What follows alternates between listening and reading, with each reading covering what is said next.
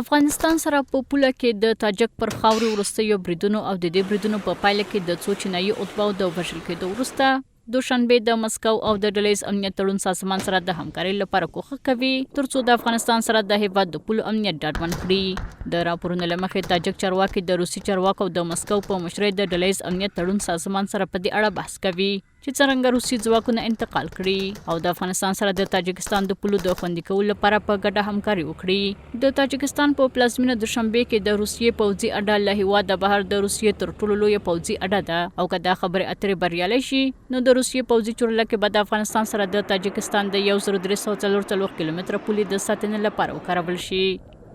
روسیه سابق برنامه و پروگرام داشتن از میخواد زمینه سازی میکنه که در مرز تاجکستان با افغانستان اساکر روسی خود بیاره و بعدم پروگرام در ازبکستان و در ترکمنستان هم داره.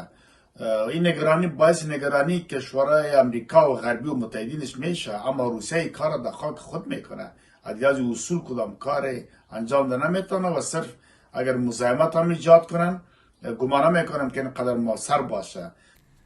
د روسیې استخباراتي سرچینو مخکې ادعا کړې وه چې د تاجکستان په خاوره کې وروستي بریدونه د پاکستاني پوځ په مستقیم ملاتړ ترسره شوي، که څه هم پاکستاني چارواکو تر اوسه په دې اړه غبرګون نه دی ښودلی. تر دې مخکې د اسلامي امارت چارواکو دا بریدونه هغو کړیو ته منسوب کړي وو چې د دوی پر وینا په سیمه کې د ګډوډۍ او بې ثباتۍ د رامنځته کولو هڅه کوي. په ورته مهال کې د پاکستان پخواني لومړي وزیر عمران خان له زندانه په یو پیغام کې په ایکس پاڼه کې لیکلي چې د پاکستان پوځ په قصدي ډول په افغانستان کې اوربل کړی دی. ښاغلي خان ټینګار کړی چې د پاکستان د پوځ مشر د خپلو ګټو لپاره هیواد د ترهګرۍ ګواښ سره مخ کړی دی.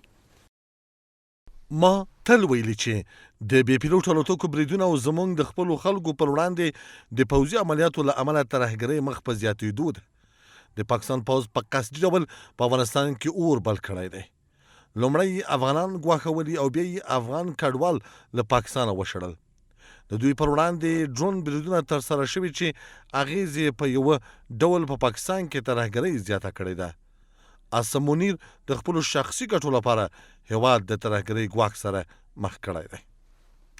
په همدې حال کې د اسلامي امارت د بهرنیو چارو وزارت د مالی او اداري مرستیال محمد نعیم وردک په کابل کې د چین له سفیر ژاوشینګ سره وکتل او د تاجکستان سره په پوله کې وروستۍ پیښه چې پکې چینایي اتباع وژل شول د دښمنانو عمل وباله چې د هیوادونو ترمنځ بې باوري رامنځته کوي.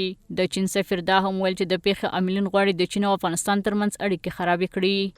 دکتور محمد نعیم صاحب د تاجکستان پر پوله د وروستۍ پیښې په اړه چې پکې چینایي اتباع ووژل سو خواشیني څرګنده کړه او زیاته کړه چې په دې تړاو پلټنې روانې دي او دا برید یې د هغو دښمنانو عمل وباله چې د هیوادونو ترمنځ بې اعتمادي رامنځته کوي.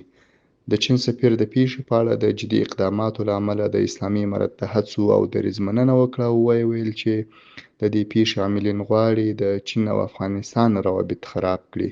تر دې مخکې د اسلامي امارت او تاجکستان د بهرنیو چارو وزیرانو د هغه هیواد په خاوره کې د وروستیو بریدونو وروسته ټلیفوني خبرې کړې وې. اسلامي امارت د دې پیښې د عاملینو د پیژندلو، د معلوماتو تبادلې او د پیښې د ارزونې لپاره د هر اړخیز همکارۍ لپاره خپل بشپړ چمتووالی اعلان کړی دی.